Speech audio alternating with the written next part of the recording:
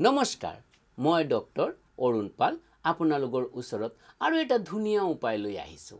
উপায়টো হল আজিকালি প্ৰায় দেখা যায় যে ঘৰৰ মাজত কাৰোবা বেমাৰ বা ৰোগ লাগিয়ে থাকে কেতিয়াবা দেখা যায় দেউতাৰ কেতিয়াবা মাৰ বা তাৰ ছোৱালী বা লৰা কোনবাৰ সদায় লাগিয়ে আছে তাৰ কাৰণে মই এটা সৰু উপায় লৈ আহিছো ধুনীয়া উপায় আৰু সহজ উপায় আপোনালোকে এইটো কৰিলে তাৰ পৰা পৰিত্ৰাণ পাব তাৰ উপায়টো হল এটা মিঠা ৰুটি গুড় বা চিনি দি পেলাই এটা ৰুটি আপোনালোকে বনাব কোত বনাব এটো তন্দুৰত বনাব তন্দুৰত বনাই ফেলাই কাউৰিক বা আপোনালোকে কুকুৰক বা যদি গৰুক যদি খোৱাব পাৰে তেনেহলে দেখা যাব যে আপোনালোকে খুব ভাল ফল পাব কিন্তু হেই কাৰ্যটো আপোনালোকে 43 ডেজ কন্টিনিউ কৰিব লাগিব তেনেহলে দেখা যাব যে আপোনালোকৰ যোনটো চলি থকা ৰোগ ব্যাধি কাৰো যে হৈয়ে থাকে হেইটো আৰু কেতিয়াও নহয় আৰু সম্পূৰ্ণভাৱে আপোনালোকে